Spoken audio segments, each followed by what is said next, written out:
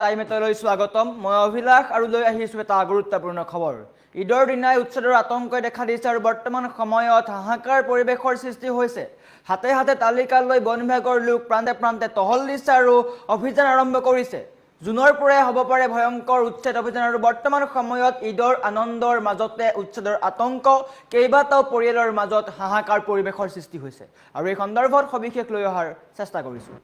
জনাই আছো time 8 big breaking ডাঙৰ খবৰ। ঈদৰ দিনাই উচ্ছেদৰ আতংক, এটা গুৰুত্বপূৰ্ণ খবৰ, ডাঙৰ খবৰ। ঈদৰ দিনাই উচ্ছেদৰ আতংকই দেখা দিছে। ঈদৰ আনন্দৰ মাজতে উচ্ছেদৰ জাননীয়ে আনিছে ভয়ংকৰ খবৰ। তালিকালৈ বন বিভাগৰ টহল, প্ৰান্তে প্ৰান্তে তালিকালৈ বন বিভাগৰ টহল। তালিকালৈ প্ৰান্তে প্ৰান্তে বন বিভাগৰ টহল। মেৰাপানীৰ ২ নং নেঘেৰী বিলৰ ৫৯টা পৰিয়ালক জাননী দিয়া হৈছিলে আৰু উচ্চ ন্যায়ালয়ৰ নিৰ্দেশ, উচ্ছেদস্থলী অব্যাহত আছে। স্থগিতাদেশ বৰ্তমান সময়ত সেই স্থানত ষ্টে অৰ্ডাৰ আছে। উচ্চ ন্যায়ালয়ৰ নিৰ্দেশ অমান্য কৰিলেই বন বিভাগে চলাব উচ্ছেদ অভিযান। বন বিভাগৰ বিশেষ মুখ্য সচিবৰ উপস্থিতিত চলিল স্থান পৰিদৰ্শন।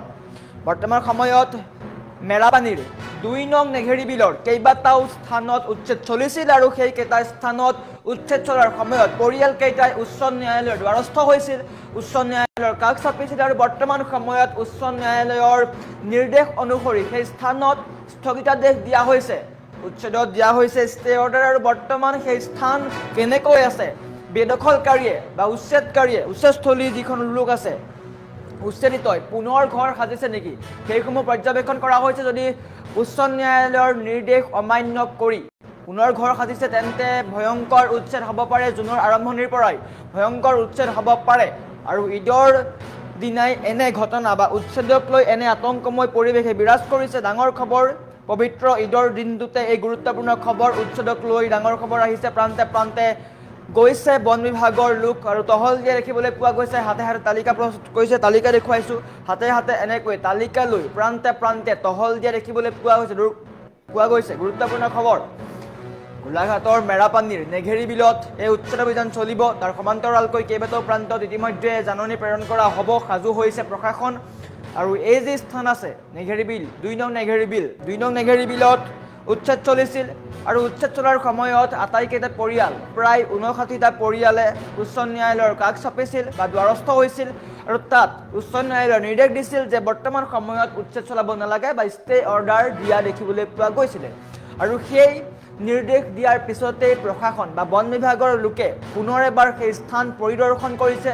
যদি বেদখলকাৰীয়ে সেই স্থানত পুনৰ ঘৰ সাজিছে বা চৰকাৰী ভূমি দখল কৰিবলৈ চেষ্টা কৰিছে তেন্তে পুনৰ উচ্ছেদ কৰি দিয়া হ'ব। প্ৰশাসনৰ ফালৰ পৰা বা বন বিভাগৰ ফালৰ পৰা স্পষ্টকৈ এই কথা কোৱা হৈছে। আনহাতে উৰিয়ামঘাটৰো কেইবাটাও স্থান আছে। উৰিয়ামঘাটৰো কেইবাটাও স্থানত ইতিমধ্যে প্ৰশাসন যাব বা বন বিভাগৰ লোক যাব, তেওঁলোকে পৰিদৰ্শন কৰিব। কিন্তু গুৰুত্বপূৰ্ণ খবৰ, ঈদৰ আনন্দৰ মাজতে এই ডাঙৰ খবৰ আহিছে। গুৰুত্বপূৰ্ণ খবৰ, আতংকময় পৰিৱেশে বিৰাজ কৰিছে আটাইকেইটা পৰিয়ালৰ মাজত, কিয়নো হঠাৎ বন বিভাগৰ লোক তাত উপস্থিত হৈছে আৰু উপস্থিত হোৱাৰ পিছতেই হাহাকাৰ লাগিছে উচ্ছেদিত লোকসকলৰ মাজত। কিয়নো তেওঁলোকে জাননী পোৱা নাই, একো পোৱা নাই, তেওঁলোকে ভাবিছে যে উচ্ছেদ চলিব, কিন্তু বৰ্তমান সময়ত উচ্ছেদ নচলে। প্ৰশাসনে বৰ্তমান সময়ত সেইসমূহ স্থান পৰিদৰ্শন কৰিছে আৰু যদি উচ্চ ন্যায়ালয়ৰ নিৰ্দেশ অমান্য কৰি বা প্ৰশাসনৰ নিয়ম অমান্য কৰি বেদখলকাৰীয়ে বা উচ্ছেদিত যিসকল লোক আছে তেওঁলোকে চৰকাৰী ভূমি দখল কৰে বা অন্য নিয়ম উলংঘা কৰে, তেন্তে প্ৰশাসনে কোনো ধৰণৰ জাননী প্ৰেৰণ নকৰাকৈ ভাঙি দিব ঘৰ বা বেদখলকাৰীৰ ঘৰত বুলডোজাৰ চলাব। ইয়াৰ ফালৰ পৰা স্পষ্ট হৈ পৰিছে যে জুন মাহৰ হয়তো আৰম্ভণিৰ পৰাই উচ্ছেদ অভিযান চলিব পাৰে। গোলাঘাটৰ কেইবাটাও প্ৰান্তত উচ্ছেদ চলিব আৰু ঈদৰ মাজতে এই ডাঙৰ খবৰটোক লৈ সকলোৰে মাজত হাহাকাৰ পৰিৱেশৰ সৃষ্টি হৈছে। আৰু বৰ্তমান সময়ত মেৰাপানীৰ ২ নং নেঘেৰী বিলৰ ৫৯টা পৰিয়ালৰ মাজত আতংকময় পৰিৱেশে বিৰাজ কৰিছে। আমাৰ ওচৰত বন বিভাগৰ লোকৰ মন্তব্য আছে, যদি সম্ভৱ হয় আমি মন্তব্য দেখুওৱাৰ চেষ্টা কৰিম।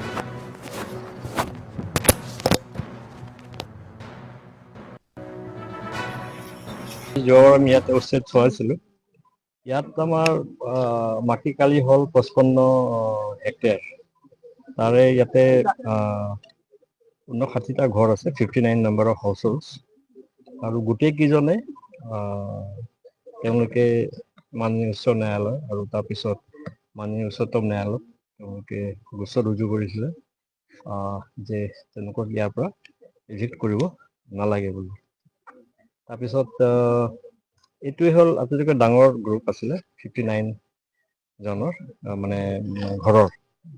এতিয়া মাননীয় উচ্চতম ন্যায়ালয়ে ইয়াৰ ওপৰত ৰায়দান দিলে যে এনেকুৱা নটিচ দি আমি যাব দিব মানে ইফেক্ট কৰিব পাৰোঁ। নটিচো দিয়া হ'ল। নটিচ দিয়াৰ পিছত তেওঁলোকে আকৌ মাননীয় উচ্চ ন্যায়ালয়ৰ ওচৰত গ'ল, তাতে ইয়াচিকা তেওঁলোকে লগালে। এতিয়া সেই তেওঁলোকৰ এই পিটিশ্যনটো এতিয়া বৰ্তমানত বিচাৰাধীন হৈ আছে আৰু এতিয়া আমি আশা কৰোঁ যে হয়তো এতিয়া সোনকালে মাননীয় উচ্চ ন্যায়ালয়ে যেনেকুৱা ৰায় দিব সেইমতে আমি আমাৰ নেক্সট কাৰ্যপন্থাও তেনেকুৱাকে আমি ডিচাইড কৰিম। সদ্যহতে এভিকশ্যন কৰাৰ কোনো সম্ভাৱনা নাই?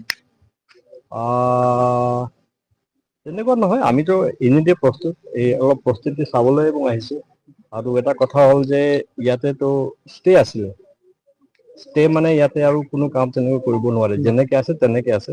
আপোনালোকে দেখিছে ঘৰবিলাকো যেনেকে ভঙা আছে তেনেকে ভঙা আছে, কিছুমানে হয়তো তিৰপাল তৰিছে। সেইটো সময়তো মই আহিছিলোঁ, তাৰপিছত তেওঁলোকক নিৰ্দেশ দিয়া হ'ল যে আপোনালোকে আৰু একো কৰিব নোৱাৰে। চ' সেইদিনাৰ পৰা তেওঁলোকে কোনো বিশেষ একো কৰা নাই। আৰু আজিও আমি অলপ ড্ৰোন লগাই চাম, যদি কোনোবা কিবা নতুন কিবা ঘৰ চৰ বনাইছে নেকি। সেইটো হ'লে কিন্তু উচ্চ ন্যায়ালয় বা উচ্চতম ন্যায়ালয়ৰ যিটো নিৰ্দেশনা তাৰে এইটো অৱহেলা কৰা হ'ব। চ' সেইটো অলপ আমি আজি পৰিদৰ্শন কৰিম, চাই লওঁ। আৰু ইয়াৰ পৰা যিমান মানুহ আছিলে, কিছু ঘৰ গৈছে, 7-8 ঘৰ অলৰেডি গৈছে। মই ভাবোঁ যে অহা কেইদিনত আৰু মানুহ গুচি যাব। উচ্ছেদ কৰাৰ পিছত ইলেক্ট্ৰিফিকেশ্যন এতিয়াও এক্টিভ হৈ আছে দেখোন। তেনেকুৱা নহয়, সেইটো আমি একচন ল'ম, তাৰ কোনো ডাঙৰ কথা নহয়। ইয়াৰ লগতে ছাৰ উৰিয়াম ঘাটতো 11টা পৰিয়াল সেইটো আছে, আমি যোৱাকালি চালো সেইটো। চ' তাতো ধৰক আমি ভাবিছিলো যে মানুহে বা তেওঁলোকে কিবা বেলেগ পৰিকল্পনা লৈছে নেকি, নতুনকে ঘৰ সজা বা কিবা, আমি তেনেকুৱা একো পোৱা নাই। আৰু আমি কালিতো গোটেই উৰিয়াম ঘাটটো চালো। তাৰপিছত গেলাপুখুৰী আৰু এই ৰাজাপুখুৰী আৰু গেলাজান, সেই এৰিয়াবিলাক কালি আমি চালো গধূলিৰ ফালে। তেনেকুৱা কোনো একো আমি পোৱা নাই। এভিকশ্যনৰ সময়ত আমাৰ যেনেকে আছিলে আজিও ঠিক তেনেকে চলি আছে। আদাৰৱাইজ আমি একচন ললো হয়, কিন্তু আমি তেনেকে একো দেখা পোৱা নাই। যোৱাবাৰ আমি ইয়াতে উচ্ছেদ চলাইছিলো। ইয়াত আমাৰ মাটি কালি হ'ল 55 হেক্টৰ।